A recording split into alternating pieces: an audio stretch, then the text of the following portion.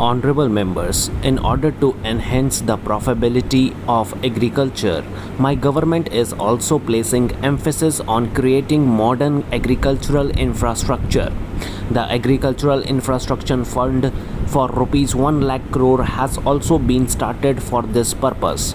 The Kisan Rail, started throughout the country, is helping chart a new course by increasing the access of Indian farmers to new markets. The rail is like a mobile cold storage. So far, over 100 Kisan rails have been started, which have enabled the farmers to transport over 38,000 tons of food grains and fruits and vegetables from one region to the other. In order to increase the income of farmers, my government has also focused on development of livestock as a source of income. As a result, the livestock of the country has been increasing at an annual rate of 8.2% over the last 5 years. The government has also set up the Animal Husbandry Infrastructure Development Fund for rupees 15,000 crore for creating basic infrastructure and encouraging investment in dairy sector. My government has also extended the facility of Kisan credit cards to animal husbandry and fishery sectors. Efforts have been undertaken to increase the income of fishermen through the Pradhan Mantri Matsya Sampada Yojana. In this sector, an investment of about rupees 20,000 crore has been planned over the next 5 years.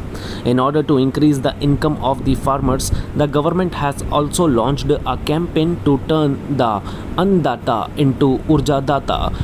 20 lakh solar pumps are being provided to farmers under the Pradhan Mantri Kusum Yojana.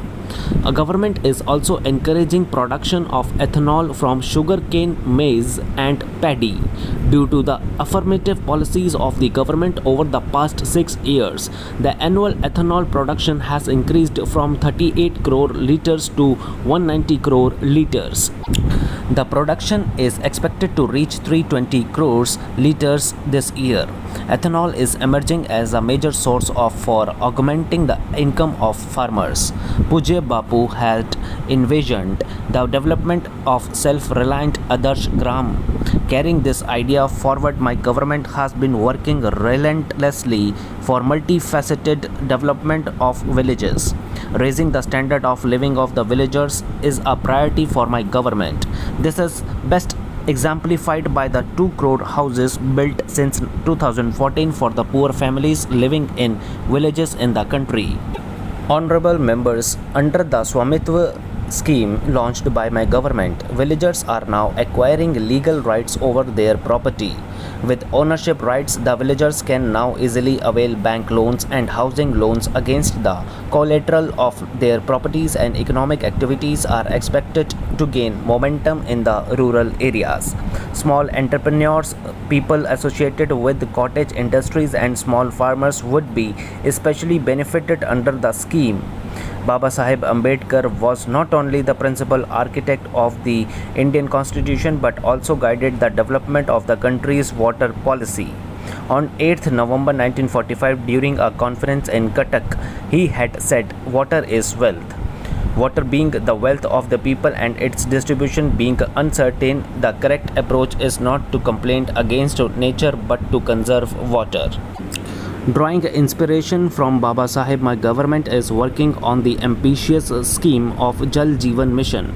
Besides delivering water to every household, work on water conservation is also progressive and at a rapid pace. I am happy to say that under this scheme, 3 crore families have been connected with piped water supply so far.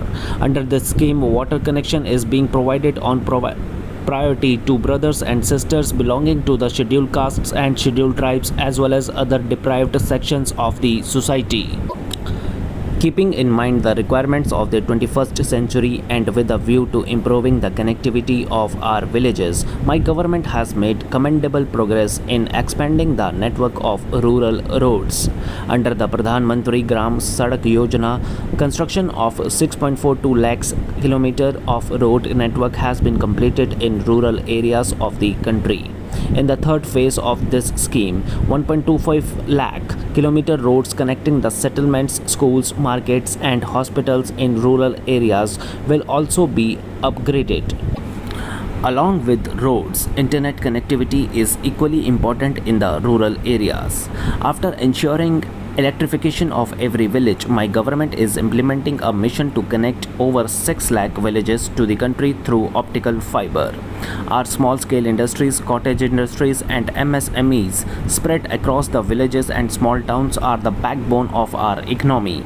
These small scale industries have immense potential of making India self reliant. This sector accounts for about 50% of India's total exports. Several steps have been taken to enhance the role of MSMEs in the mission aimed at developing an Atmanirbhar Bharat. Development of small and cottage industries has received the requisite impetus through measures like modification in the definition of MSMEs, increase in the investment limit or priority in government procurement. Honorable members, it is a constant endeavor of my government to ensure that benefits of entrepreneurship are availed by every section in the country. Under schemes like Hunar Haat and Ustad, not only the skills of lakhs of crafts persons are being developed, but employment opportunities are also being generated. Under these schemes, women crafts persons comprise more than half of the beneficiaries. These craftspersons are being connected to the global market through e-heart. Women entrepreneurs have a vital role to play in building a self-reliant India.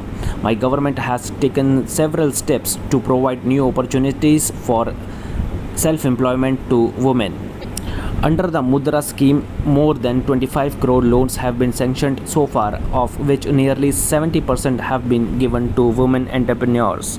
Under Deen Dayal Antyodaya Yojana, Rashtriya Gramin Ajivika Mission, more than 7 crore women entrepreneurs have become a part of the network of nearly 66 lakh self-help groups in the country. These women groups have been provided bank loans worth rupees 3,40,000 crores in the last 6 years. Keeping in mind the health concerns of working women in rural areas of the country, the government is implementing the Suvidha scheme, under which sanitary napkins are made available at a nominal cost of rupees 1. My government is relentlessly working towards protecting the health of infants and pregnant women through various initiatives like Rashtriya Poshan Abhiyan, free checkups, and financial assistance to pregnant women. As a result of this, the maternal mortality rate has declined from 130 per lakh in 2014 to 113. The under 5 child mortality rate has also reduced to 36 for the first time, which is less than the world average rate of 39. As my government considers it important to ensure equal participation by women, it is providing new opportunities for our sisters and daughters in various fields. My government has taken several decisions in this direction, such as appointing women in the fighter stream of the Indian Air Force and the military police for the first time, as well as allowing women to work in underground and open cast mines during the night shift. Keeping in mind the safety of the women, work on several initiatives such as setting up one-stop centers, national database of criminals, emergency response support system, and fast-track courts across the country is progressing at a rapid pace for women as such. Honorable members, keeping in mind the global requirements and challenges of the 21st century, the government has announced the National Education Policy. For the first time, students have been given the freedom to opt for the subjects of their choice under the National Education Policy. Students have also been provided the option of changing their subjects or streams in the middle of a course. Under the Pradhan Mantri E-Vidya, my government has developed the Diksha online portal as one nation, one digital platform for school education. Ever sensitive towards safeguarding the interests of the students, my government has also successfully conducted the JEE and NEET examinations in order to prevent the loss of an academic year. My government believes that the journey of the most deprived sections towards social and economic development begins with access to quality education. More than 3 crore 20 lakhs such students are benefiting from various scholarship schemes of the government. These include students belonging to the scheduled castes, backward classes, forest developers, and tribal community and minority communities. It is a endeavor of the government to ensure that a maximum number of eligibility and needy students are able to avail the benefit of these scholarships.